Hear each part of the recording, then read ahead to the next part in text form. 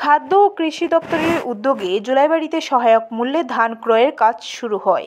রাজ্য সরকার চাইছে কৃষকদের আয় দ্বিগুণ করতে। 2018 সালে রাজ্যে সরকার পরিবর্তনের পর কৃষকদের উন্নয়ন স্বার্থে রাজ্য সরকার বিভিন্ন পদক্ষেপ গ্রহণ করেছে, যার মধ্যে রয়েছে কৃষকদের উৎপাদিত ধান সহায়ক মূল্যে ক্রয় করা। বৃহস্পতিবার এক অনুষ্ঠানের মধ্য দিয়ে জুলাইবাড়ি স্ট্যান্ডে সরকারিভাবে সহায়ক মূল্যে ধান ক্রয়ের কাজ শুরু হয়। বৃক্ষে জল দিয়ে ধান ক্রয়ের কাজের শুভ সূচনা করেন জুলাইবাড়ি বিধানসভা কেন্দ্রের বিধায়ক তথা মন্ত্রী শুক্লাচরণ নোয়াতিয়া। উদ্বোধকের পাশাপাশি আজকের অনুষ্ঠানে উপস্থিত ছিলেন দক্ষিণ জেলা পরিষদের সভাধিপতি দীপক দত্ত, শান্তিরবাজার মহকুমা শাসক কে.সি. গুপ্তা, জুলাইবাড়ি কৃষি দপ্তরের তত্ত্বাবধায়ক শ্রীদাম দাস, জুলাইবাড়ি ব্লকের পঞ্চায়েত সমিতির চেয়ারম্যান তাপস দত্ত, বিশিষ্ট সমাজসেবী সুজিত দত্ত সহ অন্যান্যরা। অনুষ্ঠানে বক্তব্য রাখতে গিয়ে মন্ত্রী জানান, বর্তমান রাজ্য সরকার কৃষকদের আয় দ্বিগুণ করার লক্ষ্যে কাজ করে যাচ্ছে।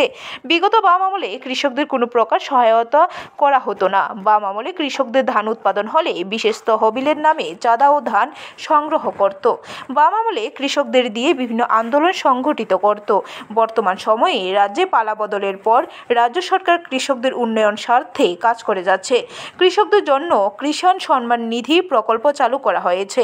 কৃষকদের জন্য বিনামূল্যে বীজ ও সার প্রদান করা হচ্ছে। তার পাশাপাশি কৃষকদের উৎপাদিত ফসল সরকারিভাবে ক্রয় করা হচ্ছে। রাজ্য সরকার কৃষকদের উন্নয়ন স্বার্থে বিভিন্ন প্রকারের কৃষিজ যন্ত্রপাতি বিতরণ করছে। গত আগস্ট মাসে ভয়াবহ বন্যায় কৃষকরা সবচেয়ে বেশি ক্ষতির সম্মুখীন হয়েছে।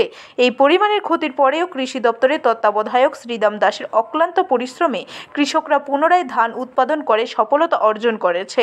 আগামী 3রা জানুয়ারি পর্যন্ত চলবে এই ধান ক্রয়ের কাজ। প্রতি কেজি 23 টাকা করে ধান ক্রয়ের কাজ চলছে। আজকে ধান ক্রয়ের কাজ সম্পর্কে সংবাদ মাধ্যমের সামনে জানালেন মন্ত্রী শুক্লাচরণ নোয়াতিয়া। জুলাইবাড়ি বিধানসভার বিভিন্ন প্রান্ত থেকে কৃষকরা নিজেদের উৎপাদিত ধান নিয়ে বিক্রি করার জন্য ভিড় জমায়। এভাবে সরকারি মূল্যে ধান বিক্রি করতে পেরে কৃষকদের মধ্যে ব্যাপক উৎসাহ উদ্দীপনা লক্ষ্য করা যায়। এই অনুষ্ঠানে অংশগ্রহণ করেছি এবং আমরা কৃষকের কাছ থেকেও আমরা জানতে পেরেছি এবং তাদের সঙ্গে আমরা কথা বলেছি যে আজকে সারা রাজ্যের ক্ষেত্রে এবং এই বছরে প্রায় 23 টাকা, গত বছর তুলনায় 1 টাকা 70 পয়সা, 1 টাকা 70 পয়সা মনে হয় ইনক্রিজ হয়েছে এবং 2018-এর পরে প্রায় 5.5 টাকা পার কেজিতে ধানের রেট ইনক্রিজ হয়েছে।